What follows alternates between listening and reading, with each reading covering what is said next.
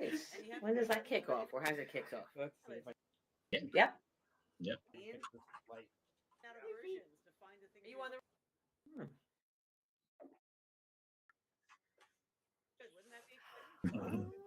Nice. When does that kick Hi. off, or has it kicked off? Let's see if I Yep. Hey. fix this light.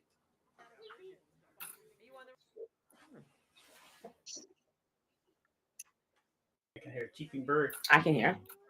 That's on my end, the bird. Do I need to mute? There's a loud bird out there. No, I like Hey. the bird. I don't hear any other audio. I have to share again the link. I don't hear any No music. music in my head. I hear a cheeping bird. I can hear. That's on my end, the bird. Do I need to mute? There's a loud bird out there. No, I like Hey. the bird. I don't hear any other audio. I have to share again the link. Yeah. Yep. No. Oh, yeah. No music in Good. my head. I hear a cheeping bird. I can hear. That's on my end, the bird. Do I need to mute? There's a loud bird out there. I can hear you. I have to share again the link. Yep. No. Oh, yeah. No music in my Good. head. Yep. Bird. I can hear.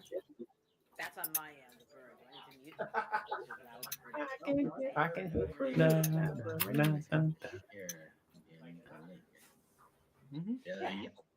No. Oh, yeah. Yep. Nope. I can hear. I don't hear.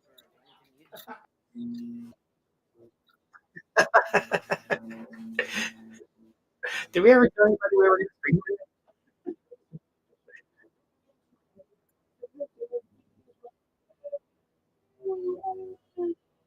Yay.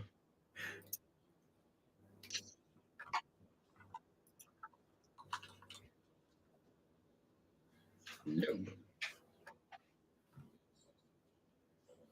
Hello.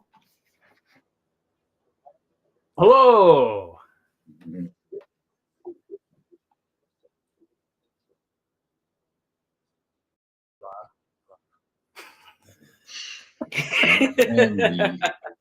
What's going on, Dean? Where are you?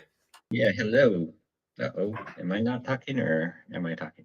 Talking. Hello, everybody. I am the lead writer for GameSpeed Adventure Beat. I also run the GameSpeed Summit events. We got one called GameSpeed Next. Uh-oh. Can you not hear me? You're good. Hear me? Okay. All right. And let's see. I am at the Summer Game Fest today, or will be at 2 o'clock Pacific time to cover all the game news that gets announced today. Very exciting. Are there like 10 different events in LA today? Or this week? Or this weekend? Summer Games Fest? Like all the like competing. Has games? E3 just broken into like 10 little like cookie pieces? I think so. Yeah. That's true. Well, at least it's not. At least it's not. You know. Let's see the schedule. Let's see. We got Summer Game Fest today at 2 o'clock. We have some receptions. I went to a party last night for the 40th anniversary of Tetris. Hank Rogers was there, and Alexei Pajitnov, and Maya Rogers. And Wow. So it was a nice big affair. They had a bunch of announcements, like a collaboration between Tetris and Minecraft, and many other things. So that was a lot of fun. They had a interesting guests there too. Nolan Bushnell was there. Awesome. Yeah, so it was fun. And then tomorrow we have Saturday and Sunday there are game demos for the press that happen over the course of the weekend. On Sunday at 10 a.m., Microsoft is doing their Xbox showcase. All their big games in their pseudo E3 presentation, and then followed by Call of Duty right after that. And then the PC gaming show, again, lots of things going on. There's a wholesale sort of indie games event. The Day of the Devs, people have their games here. Yeah, and Ubisoft wraps things up on Monday. Very cool. Dean, you sound like you're coming down with a little bit of a cold, buddy. I think I'm just gravelly at the moment. Oh. Exhausted from all the travel, maybe. Needs to have my McDonald's coffee here. Then Ba-da-bum-bum-bum. He's loving it. Oh, by the way, it's not games related, but since you brought up McDonald's, did you hear about the Hey, grandma's pocketbook treats thing? Did you hear about this? That means What did you say? Grandma's pocketbook treats? I don't know. It's basically Some it's code word? supposed to be like, oh, the candies that grandma would have in her Chris pocketbook. is a little choppy again. Oh, hold on. How about now? Am I choppy now? Oh, I've got lights. Oh, hallelujah. fine for I me. can see. You all keep choppy going. again. You keep going. Grandma's pocket. I didn't look up Grandma's pocket treats. What It's is gross. The new McFlurry is sweet, just like Grandma. Is that it? Features delicious syrup and chopped, crunchy candy pieces. It's a McFlurry Like what made out Grandma of hid grandma. in her purse. It's called Oh, Grandma McFlurry. it's like a Werther's flavored flurry. Yeah, Without calling it Werther's. Maybe they didn't get the license. yeah. Oh, yeah, exactly. Linty butterscotch is what it's called. All right, Lint flavor. you all keep great. talking. I'm fixing stuff on my end here. Of course, I decided to rebuild part of my machine, screwed everything up. So keep going. All right, we're all out of whack today. Susan, what are you up to? How's it going? I am knee deep in A/B testing and fighting with meta ads. Basically, it's not fun. We on our game we released a brand new build. That's only half the drama. Then the next drama is trying to unblock advertising so you can actually get people in to test it and give you feedback. So I spent the morning fighting with Facebook platform. It's not fun. So that's what I'm up to. Excited about the weekend. Excited to see MB. Yeah. And yeah. there hasn't been a lot of news this week, though, has there? I haven't seen a lot of interesting stuff this week. I'm curious, what I've missed while I've been buried in work. Yeah, I feel like it's been a little quiet myself, although as usual, I think there were a couple of studios closing, which read. I saw When Behavior had a layoff in Montreal. Now, so here's an interesting one. Right, we could talk. Right. Yeah. Here, that's because Canada's cutting back on their Montreal tax breaks. Well, sorry, Ooh. I hear that Canada's. I heard from someone yesterday who's just moved over from Canada that the tax breaks have been massively pulled back in Montreal. And I was like, oh, I wonder if that's why Behavior laid off so many people in Montreal. Are those things related? Do any of you know about that? I hadn't heard that. Don't know. How about you, Dean? I'm not up to speed on it. Yeah. Boy, that'd be a big Something's deal. happened in Montreal, and I suspect that might be related to why they would have laid off people in Montreal. They did have a lot of people. I mean, they were above 1,400, and they cut 95 here. When did Behavior become such a big team? Look, I guess I'm just too old. I remember when I was at Take-Two, and Behavior was a small licensed game studio that we could throw 100 people at something. Yeah, they had this little thing called Dead by Daylight come out 8 years ago. Right. Yeah. And so that's what So changed. that has changed the whole company and enabled them to grow. That's So, cool. Live Yeah. services. Yeah. That's a good thing. Yeah. There's all kinds of news. Let's see. Way back on Saturday, Netflix said that Tomb Raider: The Legend of Lara Croft as an anime show arrives on October 10th. So This is the era of video game, film, TV tie-ins, isn't it? At least they're good finally, right? I mean, maybe that's a good thing. Finally. I know. They used I to. wanted it for a long time. Maybe it's because Uwe Boll retired from it, and then it was actually Oh, allowed poor to become Uwe Boll. Wow. Shots fired. Yeah. Kelly McNeil popped up here in the chat. Minecraft, but also Yakuza. Rise of the Dragon was just announced by Amazon Studios as well, so they're doing a whole TV series on that. Then they also anime version of Lara Croft will have to compete with the live action version of Lara Croft coming from Amazon. Yeah. So, yes, that was the version I heard. Was it a live and the action? Yakuza one is a live version as well. So we're entering into interesting territory, gang. That's Right? great. But Love it's it. like finally, you know. Yeah. Maybe that becomes a viable revenue model for games, like going the reverse, right? That's cool. Oh, I kind of want like the like Dave the Diver game now, which would be like Magnum Okay. PI meets MacGyver. Who plays Dave though? Who plays Dave? I played a bit of it. Jack Black. Jack Black. That's who I was thinking of exactly. Oh, yeah. Perfect. Yeah. He would be perfect. Or Tim Schafer. Oh yeah, another just hilarious dude. Yes, I could. Oh my god, if he shows up at the Game Awards for GDC dressed as Dave the Diver next year, I will absolutely die. That would be awesome. There you go. Yeah. All right, Dean. So keep going.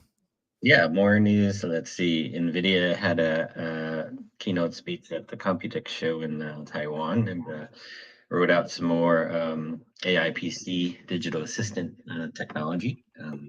They have these things called IMs now that make it very easy to create AI microservices within, say, minutes, I guess.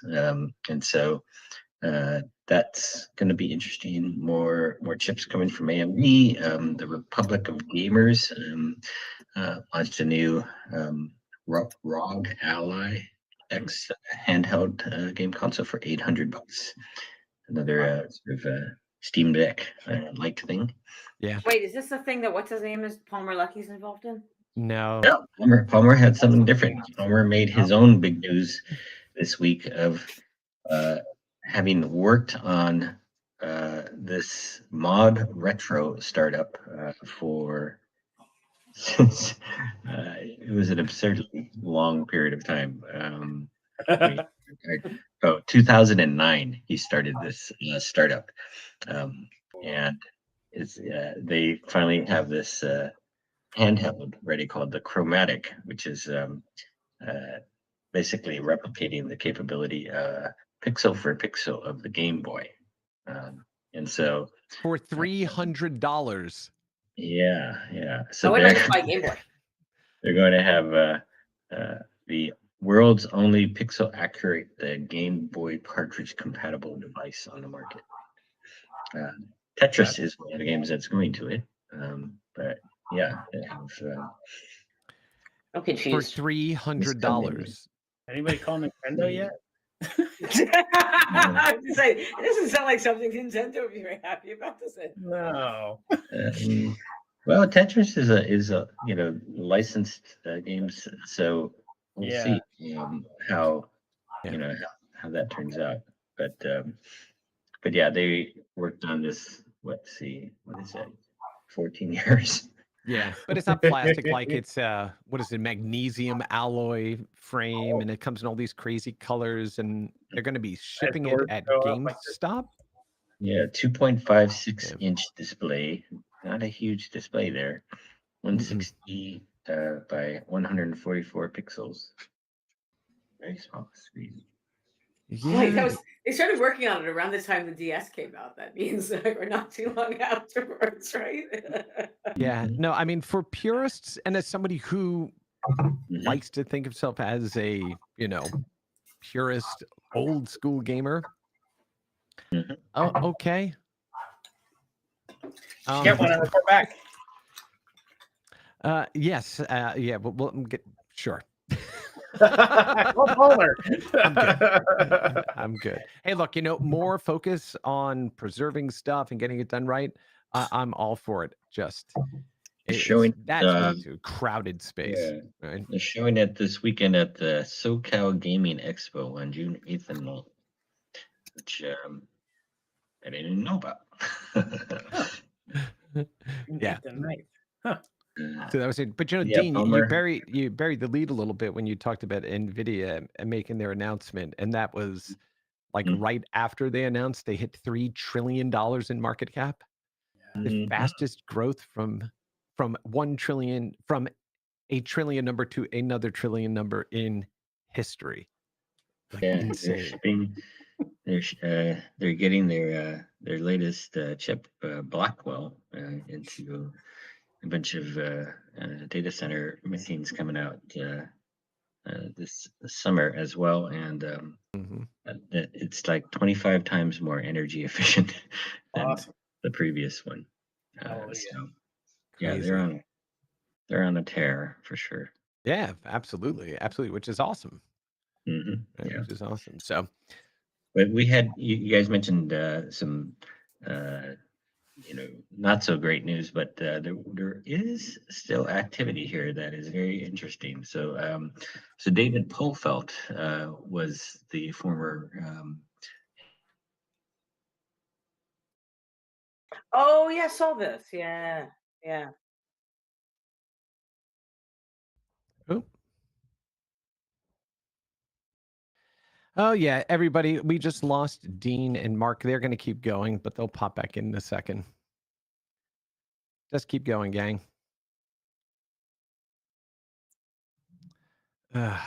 So sorry about this. I'm losing them on this connect. Yeah, you just lost video and audio. Yep, just hang on. It'll refresh in a second. Dean, Mark, you guys keep talking. You're fine.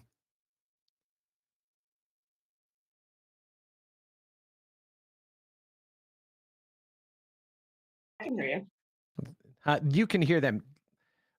My crew, don't worry about it. It's everybody else that's worried about it. So just hang on there. You're going to see all of us blitz out for just about half a second. Yeah. Did he say from who? Did he say from who he raised it from? I didn't think so. Okay. Yeah, I saw that too. Yeah, it was great. Yeah, definitely. Especially right now. Yeah. Oh boy. Okay. I have too many things going on this side. I almost spilled tea all over this control board, so I'm moving that. And now I'm going to go ahead and you guys keep talking. Gang, keep talking. I'll get you. I'll get you.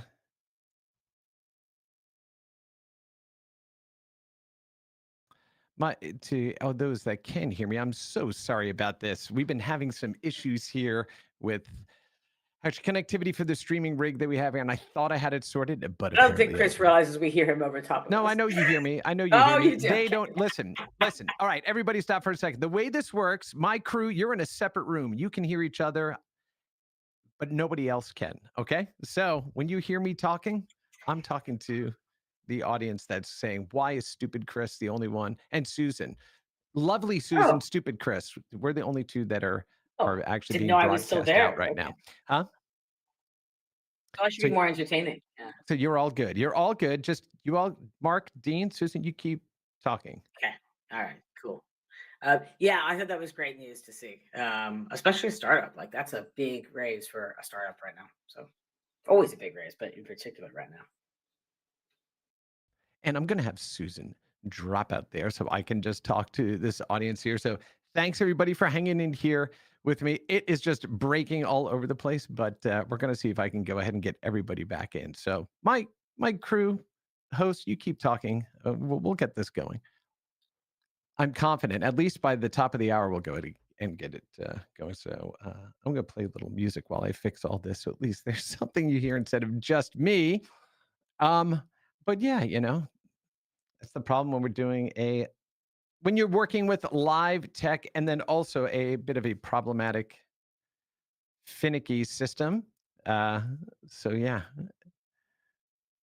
let me see here. I'm going to mute my mic so the crew doesn't hear me just blabbering.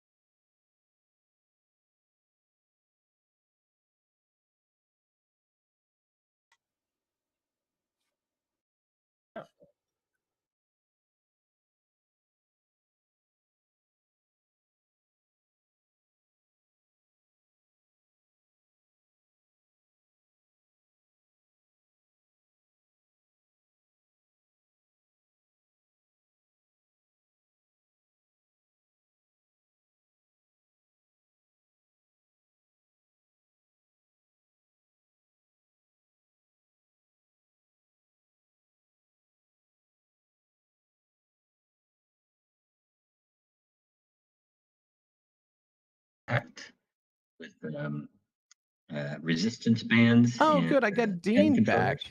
Now Oh, I have to yeah. get Mark back. So, All right. Dean, you keep Yay. going. You keep talking. You're doing All right. great. Susan, you keep talking. You're doing great. Mark is the problem. So, Oh no. as always, go. Keep going. Keep going. Okay. I feel so validated. All right. Are back up to let's see. Cyan Worlds has a remake of Riven coming, and it's going to debut on June 25th. And this is based on the game that came out originally in 1997. And along with Myst, it was one of the best-selling. It was the best-selling game of the 20th century. Yeah, that's they've had a mobile version that was purely just sort of the same game. This time around, they brought back Phil Rand Miller teamed up with his brother Robin Miller again, and Robin made some original music for this. They have some new expansion areas in the game as well, and Richard van der Wende, the game director, is back for this one as well. So very big effort on their part, and looking forward to seeing that launch on June 25th. Yes, and I got everybody back in the room. So where the hell is that? At least let me do, a little, kids cheering.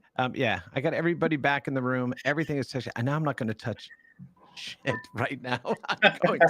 Except I'm going to move us over to a different scene where I have the browser up. So Dean, as you're talking about this stuff. All right. All right, we're good. We're back now. We got everybody back. Yay. I don't even want to click on any windows. I changed browsers in the middle of this just for fun. Oh my gosh. Okay. All right. Engineering work going on. Keep going. Let's see. OCP showed off a game called. Oh, I'm Project sorry, Dean. Frontier. Excuse me. Yeah. Anybody watching and need a live ops director, let me know. See, this is how you troubleshoot stuff live and just get it back up and running. So, yeah. Okay, keep going. So this company called OCP showed off Project Frontier, which is a game based on Unreal Engine 5, and they have also built it for a lot of user-generated content. So modders modding with Project Frontier is coming up. They're holding sort of closed play tests now and getting it ready. So that's a piece of news. I don't think I mentioned David Polfeld's startup. David was the head of Massive Entertainment at Ubisoft for a very long time. He built a studio of 700 people at Massive in Sweden, and worked on just about every major game, like Division 2, Avatar, Frontier of Pandora, Star Wars Outlaws, Far Cry 3, Just Dance Now. And he has a new studio called Bespoke Pixel in Barcelona, and raised $25 million for that to make open world games. As an aside, anecdotally, I met Massive when they were a bunch of kids on the demo scene, and I got them their first publishing deal back in the day. What was that for? Ground Control, it was their first game, and it was Sierra Online. Major Tom was the developer. Jeff Palpst signed that. And, I'm glad you got that joke, Mark. Yeah. So I have a long history with those guys. It's really wonderful to see them be turned into a 700-person studio. Yeah, Living up to their name. That's awesome. I met them at the 3DFX booth at GDC. 3DFX Oh my showing off their gosh. game on a computer there, and took them on a roadshow. Yeah, doing a deal. I love it. The 3DFX booth. 3DFX, remember that? Voodoo. I'm totally aging myself here. Yeah. You know what's best? Yeah, it was that If when that anybody came out. listening to us knows what running voodoo cards in SLI mode is, Yeah. then then if you could go in and you could shotgun some US robotics modems to double your throughput at all. Whatever happened to 3D effects? Did they get acquired or just go bust? I I want to think say they it got was- acquired, right? Yeah, they got acquired. What was it? It's Was it either Creative AMD or that NVIDIA, bought? I No. can't remember. Let's see who's going to find it first. 3DFX acquisition. Blah blah blah blah blah. I'm not gonna NVIDIA look buys it Oh, out. NVIDIA Corporation. And Yeah. I was gonna Oh, look no, at we it. did. Oh, yeah. The conversation comes full circle. Yeah, That's right. intellectual. Yeah, that's exactly right. Ooh, that's very good. Very I'd good. forgotten that the first 3DFX graphics cards only did 3D. Do you remember? You had to switch between 2D. Yeah, you had to have a 3D. 2D card, right? Yeah. Yeah, but it couldn't merge the video signals either, so it wasn't like you'd get part 3D and part 2D from your other card. It was like you had to switch the whole thing. Yep. I was like, oh my That's god! when you had a Riva 128 slotted right next to it and just moved on over to. Okay, I'm sorry. Yeah, okay, that's like the second time I almost knocked this tea over. No tea for you. Jeez. Yeah. All right. You need like a sippy cup, Chris. Yeah, Dean- like this. Get a straw, like I have. Lady, if I had a sippy cup right now, it would be filled with gin. Given all of the stuff the hoops I just had to jump through here to it's make all almost of this 6 work. o'clock here. It's I could totally get away with it here. Yeah. By the way, I'm submitting a ticket right to IT as soon as we're Your done IT department. because I can't deal with these dropouts anymore. You're gonna answer it later. All right, Dean. Oh yeah, they were. All said, right, Mark. let's go. We'll get this back on track. Mr. Takahashi, please. Let's see. There were like 3 more fundings this week. Yeah. Sandbox raised $20 million in convertible debt at a $1 billion valuation for their Sandbox metaverse. They're part of Animoca Brands, and there's another company called Endus Interactive in South Korea that raised $7.5 million for a third-person shooter game called Society with an X instead of an S. And then Oh, Weaver. I was trying to think where the X Weaver. would. In the middle. I was trying to think where the X would be when you said that. So thank you for clarifying. Yeah. that. So And Weaver, right? yeah, Weaver raised $3.5 million for spatial computing tools and game production. Yeah. And you could go to my channel to see an interview that I did with Nev Spiteri, the CEO, over there about Weaver and how developers can use it. You can see that on the AWS for Games channel on YouTube. You just scrolled past somebody's face who I recognized, who I didn't know was at Weaver. I was like, hang on. That's great. Marcel Senk. So lots of like when I'm interviewing all of them, they're basically saying it's a tough time, and then you can see from their backers though that there are companies like HTC and Epic Games. They backed Weaver, and they backed them like a decade ago as well, and so I think when like the game VCs they take a pass on something like that, it's nice to see some original backers and sort of the big corporate entities in the industry come and actually raise money for some of these companies. So it's not like say publishers are the only source of money, or game VCs, other sort of corporate entities as well will fund games these days. So I think that one, and from a funding standpoint, one thing that's kind of changed, maybe because VC funding has gotten so difficult, is strategic funding isn't the bad thing it used to be. Is the sense I've had from our investors, from talking to investors. It used to be really frowned upon. I think that's been starting to change last year. Yeah, I was always told it was licking the cookie, as it were. It's like the worst expression ever. But yeah, apparently it's okay to lick cookies now because it's money. Money's money. Okay. All right. Isn't that awful? There was a new game platform that got announced this week, and let's see if anybody remembers it. Anyway, it's Quell, All Impact is their product, and it's a fitness gaming platform with controllers in your hands that have sensors in them. You hook it up to a PC, and then you have resistance bands in your hand, and you can play, say, boxing games and other kinds of, sort of jumping and running Yeah. and playing sort of games as well. Very kind of interesting sort of approach. They chose not to go with VR for this platform because if they wanted it to be more accessible, and that was good. Yeah, well, I mean, honestly, I'm pulling it up on the browser so people can see here. Yeah, Quell Impact. Also, the first thing I thought of was if you are in VR and trying to use resistance bands, and you don't have it positioned right, and it snaps up and hits you in the face. It's Oh, yeah. already dangerous enough to use them, right? And now you're obscuring all of your vision. I would be the first to go. Like, I would definitely knock myself straight out with it. Lee smashed a chandelier using the Quest. I'd like to point out, after telling our son to be careful, I have punched myself in the face playing Beat Saber.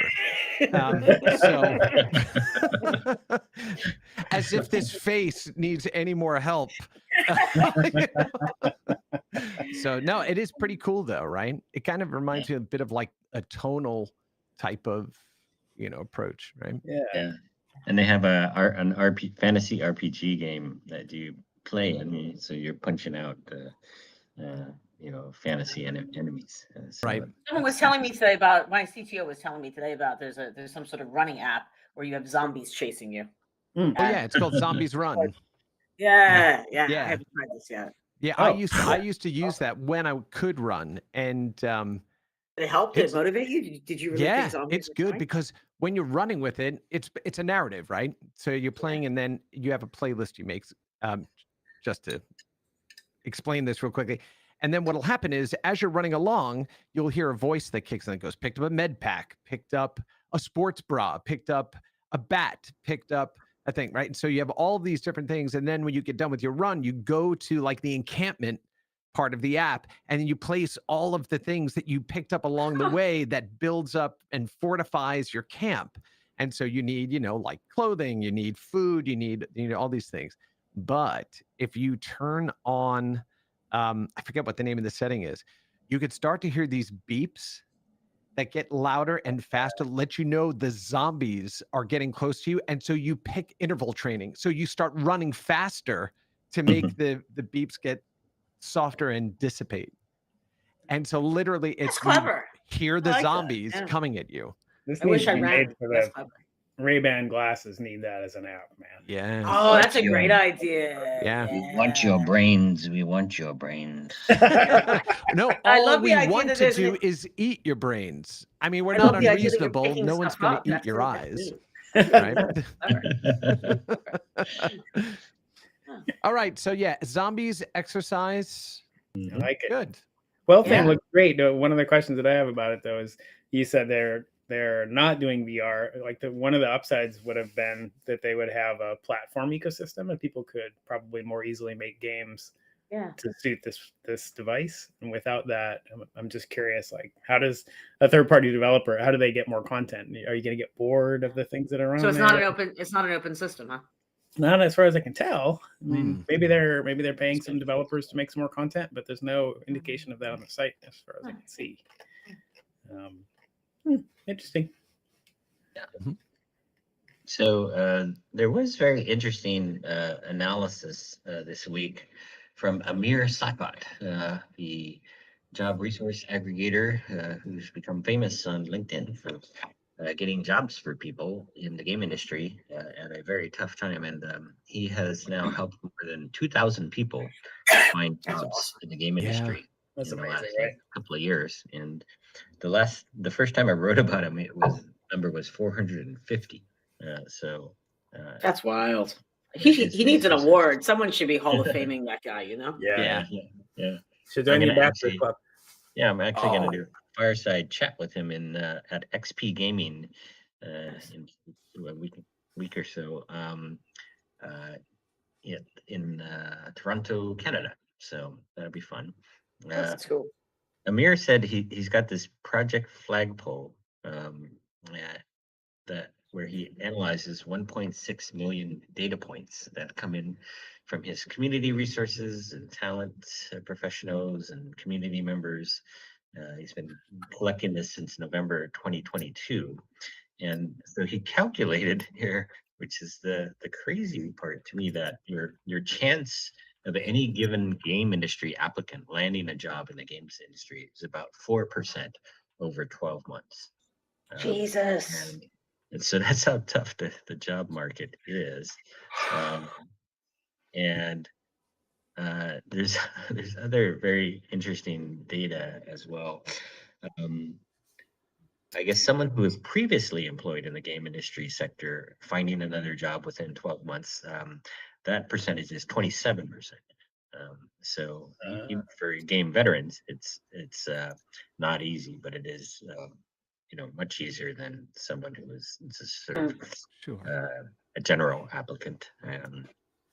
And then let's see, the odds of finding a role as a brand new applicant out of school or with 3 or 4 years of experience, the odds are at about 1% over 12 months. Jesus. So this is That's horrible. Yeah, this is discouraging for sure. He does see like he also calculates this 60-day sort of trailing data point where he can predict, say, at what point will the number of people being hired exceed the number of people being fired in the game industry. And he anticipates this is going to cross over in September 2024, which is about a month later than he previously forecast. And then as far as like, say, filling all of the roles that have been lost in the game industry, which is close to 30,000 over 3 years now, or 2.5 years, I think. He thinks that will take until the second half of 2027. Jesus Christ. Wow. Wow. So I mean, this is interesting data because we've never had this kind of analysis before in the game industry. I worry about how many great people are going to just abandon the industry on the back of that, you know? Yeah, I mean, it is kind of grim odds, and then this is all also it's not informed by anything definite that's going to happen with AI, right? Yeah. We just don't know what kind of impact AI will have on the job market as well. So. Well, yeah, I mean, that is a big unknown, right? We don't know what the impact is going to be, but there's been some proclamations, right, about what AI is going to do, and not just in the game space, but in other forms of media. I don't know if you saw like the recent post from Katzenberg, or the article with Katzenberg saying within the next 3 years, AI will replace 90% of the people that it takes to make a feature-length animated film. Sure. Whatever. There is also like the flip side view of that is that, say, a film that used to take 100 people to make could be made by 10 people now. And so like the sort of barrier to entry in film is actually going to fall because of this. It's like a different way of looking at the same fact, I think. Well, yeah, because you could say the same thing for games for sure. If suddenly, a few people can go back to making a game again, like they did in the 80s, by supplementing it with AI, then that just becomes a wonderful thing for indies, right? Right. Yeah. Somebody had made a post. They said, what did they say? I don't want AI to make art and the poetry so I can do laundry and cook. I want AI to cook and do laundry so I can make poetry and art, right? I'm like, yes. Unless you consider cooking art and poetry. Uh-oh. He's touched something again. Who did? What happened? Oh, Mark. Yeah, Mark, you are the only one that's disappeared here. Did you touch something again, Chris? Nope, there he is. He's back again. No, that was Oh you. my gosh, just Did you it's hit so your teeth? ridiculous. Huh? Did you knock your tea into your PC? Is that what just No, I happened? have it all the way. When you see me reach forward, that's what I'm doing. I'm reaching Okay. all the way over there, and now I'm doing Oh, this here. I'm So- starting to feel, talking about AI. I feel a little bit like I've moved past this conversation about Yep. everybody getting laid off because of AI, because we're starting to see. Like I had a long conversation recently with a game studio who had been soliciting advice on how to use AI for coding, and there was a long conversation about, great, well, here's what's out there. There's Copilot. There's SourceGraph has something interesting. There's the Replit thing. You can do some stuff locally. So a month later, this thread had like gone, it's dead. And a month later, he replies back like, thanks for all this, information. We've reviewed all this and that, and we've decided that there's nothing revelatory here. It's like, we're going to use it a little bit as a fancy autocomplete. But beyond that, we haven't really been able to find a way to use it in production. And I'm like, yeah, this is kind of how I'm feeling. Like there are a lot of opportunities to use it for acceleration here and there, around the edges. If you're using it for creative brainstorming, that's super interesting. But like, I don't, thinking about animation, the animations that I've seen, they still require a lot of human intervention to get to a point where they're going to be something you're going to want to ship on a big screen, right? Mm-hmm. And everything gets better. We'll get better. But I don't know. All the hype for a year and a half, or the hysteria, really. Like I'm down for the hype. It's like the hysteria of the past year and a half. I'm like moving past it a little bit. Yeah. Yeah. And Anybody who's noticed lately too that there's been a lot of AI in game startups, and they're creating a lot of jobs, right? Yeah.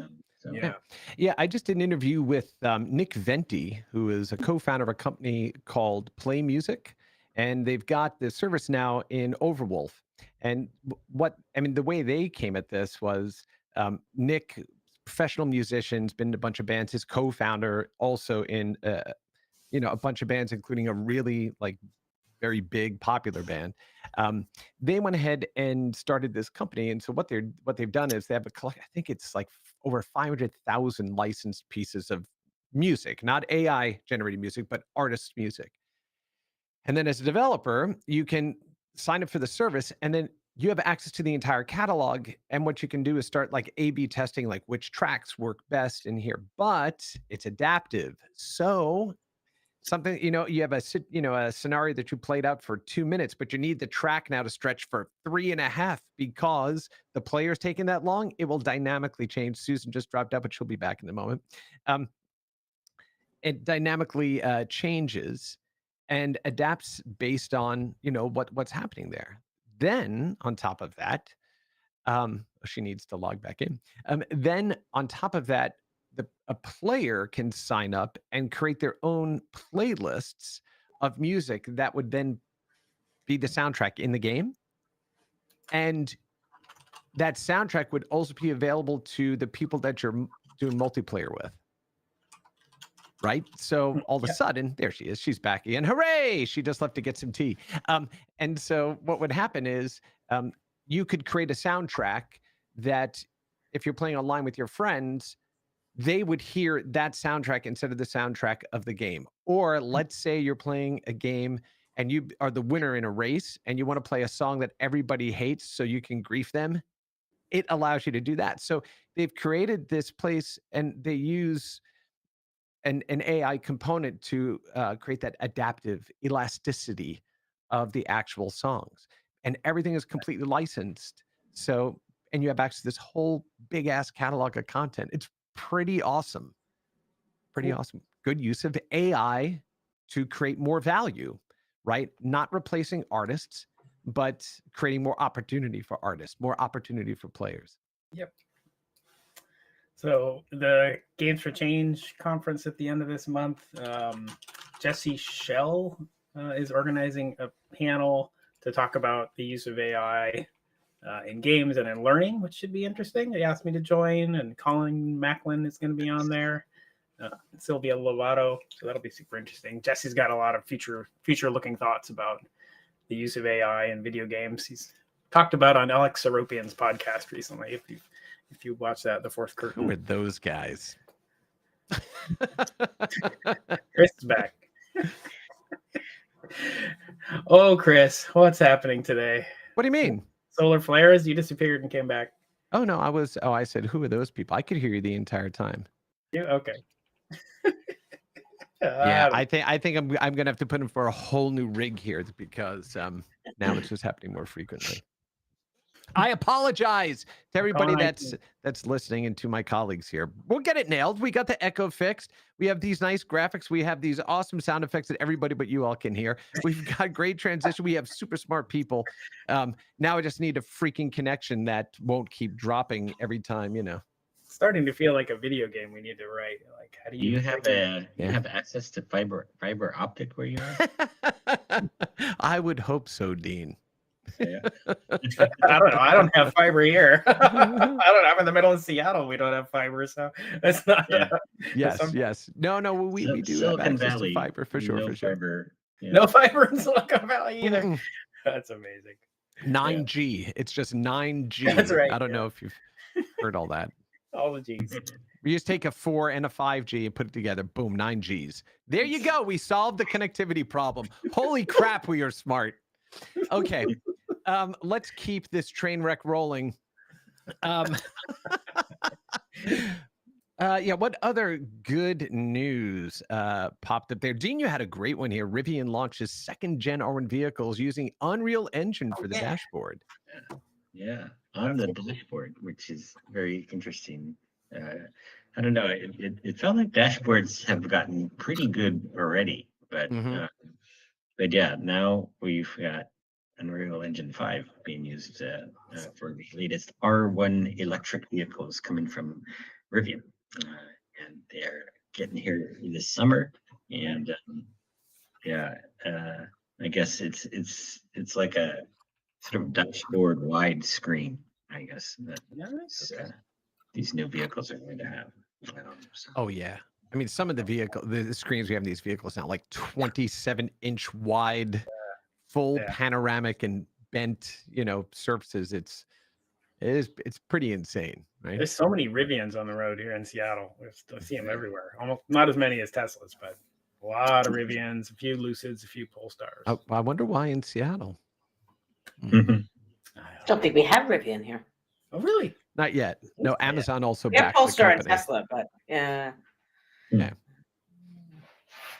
I did do an interesting interview with John Linden from Mythical Games, talking What are about those guys doing? NFL Rivals, Web 2/Web 3 game on iOS and Android, and they came up, I guess they came up with workarounds in order to get onto the App Store, a Web 2 version of the game that is not so different from the Web 3 version of the game. And for the Web 3 features, you have to go off-site or off-store out of the app to their website and do secondary trading of characters. Like if you got an NFL team or something, you're trading around these players to other players, and you can buy and sell these. But I guess what was interesting that had them pick up a huge amount of, say, transaction traffic was they're doing these things called quick trades, where players trade players, or the gamers trade NFL players with each other for no under basically a barter, with no fee changing hands between them. And so when they just trade the characters back and forth, the transaction level rises in a very big way. And to be able to do this trading, you would have bought a virtual currency from iOS or Android. So those guys are happy that these transactions are enabled by the virtual currency that you have to buy in the app stores. And then but once you're doing this, then behind the scenes, to fulfill these trades, Mystical Games is doing different sort of buying and selling of its own, and there could be like 6 or 7 transactions that take place in order to fulfill one-to-one trade between 2 different gamers. So slightly hard to follow, but what this results in is just greater transaction volume and more fees for everybody involved, like the developers, for Mythical, for for the NFL, for iOS and Android, and so like, this game then has something like I think it was 50% more transaction activity compared to the 15% lift you get just from having the secondary trading in it as well. So this is kind of interesting, improving results coming from one Web3, Web2 game maker. For the most part, it's been like in my experience anyway, a misnomer that there's any issue with putting stuff on the App Store. We launched an app a year and 3 months ago that allows MetaMask login, and we had no trouble with the App Store or with Google Play with that. So there's definitely issues, and it definitely kind of depends on who reviews your app, I guess. But but there's rules to stay on the correct side of. But So and this, the presence on the App Store is the path to the mainstream for sure. Right? Oh, definitely, 100%. If you're trying to drive people to your own website because you want to launch a game that has so many Web3 features that it gets into territory where it's not allowed on the app stores, like say, with cryptocurrency as an example, that bypasses Apple and Google, and so then they don't get their cut, and they're not happy about that, and they don't allow those games onto. We just allow it as a login, So we're fairly Web2 now, with what we're doing, but we support the Web3 transaction. You can bring your Web3 head into it through a Google Apple login, which connects to your MetaMask account. And so Apple hasn't had any problem with anything like that. Yeah. So this activity in NFL Rivals is pretty good, and so Mythical is going to sort of take the same model for a Web2, Web3 game and extend it to other games. Like they did a deal with Pudgy Penguins, and then they have a Nitro Nation racing game in the works, and another mobile version of Blanco's Block Party, and so like then they at some point will enable trading among these games as well. Right. And then ultimately what they want to get to is like trading among all Web3 games. So interesting. Yeah, the Pudgy Penguin stuff, we had a very lengthy conversation actually on LinkedIn about Pudgy Penguins. And I was like, oh, it's Webkins. Chris has such a hard time saying that with a straight face. I can see I know. I was like, oh, yeah, Pudgy Penguins. I don't know alliteration. That was amazing. No, but I was like, Web3 is all alliterations. Pudgy Penguins. Yeah, but I was like, oh, it's like Webkins. Right, so you go buy the Pudgy Penguin, and then you have it live in there. But Webkins actually had an environment that you played and everything. And somebody had posted about enabling generational wealth, and we had a really good, engaging conversation about that. But it reminded me of there was a story that just popped up about this violin that was being held. It's this very famous violin, so famous I have no idea what it is, but worth a whole lot of money. Right? And no, but it's like who owned it. And then there was an NFT that was minted for it. And then they're like, and then what we do is we hold the violin in escrow. So it guarantees that the value of the NFT is maintained, because if something were to happen, like we have the violin to actually use as the backing for it. And you're going, we're going to wait for the punchline. Am I the only one who cut out there? No, I did too. I was like, what? I don't understand. Yeah. I, But you know, I, we're rolling up on the end of the hour, and I want to know what you guys are playing. Yeah, we need to do that because we're going to have to jump, and I'm going to have to go ahead and blow up my whole studio here because this is just so freaking frustrating. And it's frustrating for people that are taking time to listen here. Frustrating for you all. And yeah, and that's the thing. You all, my co-host, don't worry about the stuff that's breaking on the other side. When stuff is disappearing, I am plugging holes like on a leaking ship over here. So don't worry about that. And yeah, I was also going to say that I wanted to introduce some new features, right, to what we're going to be doing here on Boss Rush, like allowing guests to join everything else. I'm halting that until I do a hardened test on all of this crap to make sure we don't have these problems again. And I'm even thinking about getting redundant drop put in here, so I actually have a backing drop on here. But all right, what are we playing? I'm still going through and playing Fallout 4 and what else? Oh, today I'm playing Wizardry, the new nice. release The new that Wizardry? the folks over at Digital Eclipse did. So I'm doing that today at 3 o'clock on Rewind. And you can come see if the stream will crash there too. Oh, I'll look forward to that. Excellent. What are you all playing? I'm not playing much at the moment. I will be watching lots of new games at the Summer Game Fest at 2 o'clock. And I have been playing some Homeworld 3. Which is a fun space RTS.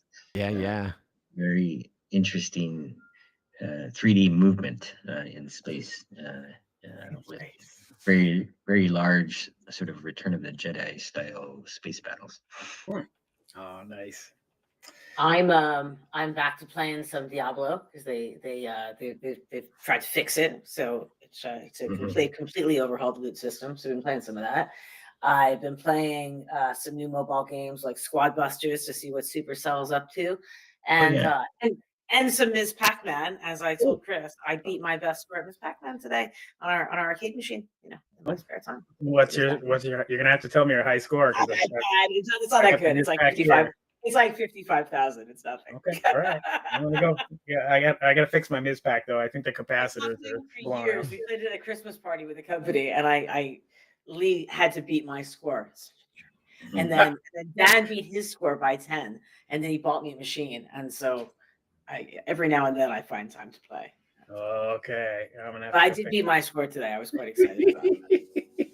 I'm in the middle of I'm playing Animal Well. I finally went to that.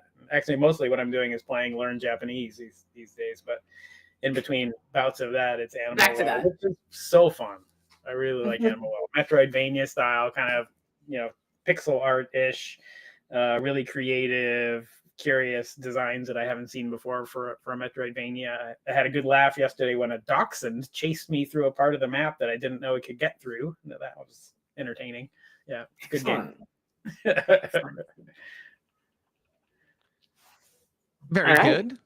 Anything else?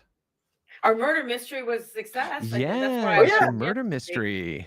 That was awesome. Yay. Yeah, Lee outdid himself. It was great. Everyone got into it. Did they really? Did people do accents and stuff like that? Yeah, Okay, My shit, in-laws were like completely Yes. full-on LARPing. These are people who wouldn't play a board game a year ago. And now more of the family, everyone's pissed off who wasn't invited, and so the next one. And so Lee's got this crazy plan for the next one. It's like it's not even a murder mystery anymore. He's like trying to rethink it, and it's like escape room meets murder mystery meets D&D meets coup. And he just keeps giving me like morsels of this. I'm like, all right, it's I a did lot. that. I've seen It's this not gonna be before. October that we play this, so it's a while. But he's having fun. He's having a lot of fun in his spare time doing this stuff. Tell him on time, on budget, man. I know. I'm like, there's a lot of feature creep going on here, dude.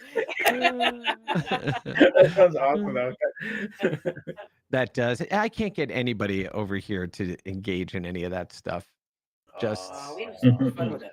they were like, yeah, I had one really awesome thing for my birthday last year. I got the Dark Tower remake, and I told my family, I'm like, that's what I want. I don't want to go to dinner. I want we'll just order in, and I want everybody to play Dark Tower. And they were like, We're playing through, all right. And then by the end of 2 hours, Which, They liked okay. They were like, Oh, okay, that was no, pretty wait. all right. Oh, we lost But we don't Chris need to again. play again. Oh no. We lost the punchline. No, don't worry. No. You lost it. They didn't. It's still Oh, going okay. out. So don't worry We're about playing. it. This We're is what playing I'm through saying. pandemic. Listen, when this stuff is happening, don't worry about it. I will let you I'm know really if there's good. a problem. That's You do right. not need to tell me when you drop. I know when you drop. I am fixing it on this end. So don't worry about it. We're all good. All right. Next week, Oh, I there hope was to have one a lot less little glitches. fun factoid I saw in the Esquire story on Jeff Keighley and the Summer Oh, Game. yeah. Right. Yeah. And that was the 1 minute segment cost something like $250,000 on the show. Yeah. Wow. Very very cheap discounted prices there. He's built a brand. He's built an audience. He's built visibility. Okay. Yeah, maybe Go, he's Jeff. using it We're to- gonna get to that point, right? We're gonna invite people in, and they're gonna have to pay $250,000 to Exactly. hang out with Exactly. us and talk. Exactly. Yes, exactly. All right, gang, listen, we're going to go ahead and get out of here. Again, thank you so much for spending time with us this Friday afternoon. Thank you to my lovely co-hosts who are just always amazing. Again, my apologies for the technical glitch here. I'm about to go ahead and tear this entire freaking streaming rig down because it's driving me absolutely freaking bananas. But I will going to go and make sure we get all that testing done. So next week, fingers crossed, we don't have the same number of issues. But I hope everyone has Hear some how awesome. Summer Game Fest went from Dean. I'm looking forward to that. Yeah. Time. Awesome. All right, Mr. And Takahashi, Chris, don't we burn laugh, it. but thank you for everything you do. Oh, come on. No. love Team you. effort. Very much. Team effort. I promise it's just going to continue getting better. But thanks, everybody. Tony Pereira says, have a nice weekend, all. You have a nice You weekend too, too, Tony. All right. Thanks, You too, gang. Have a Tony. great rest of your week or day. Nice to Great see you weekend. all. We'll see you next week. Tell my wife hello, Susan. I will. You'll See be you, missed, gang. Mark. I wish you were Bye. coming too.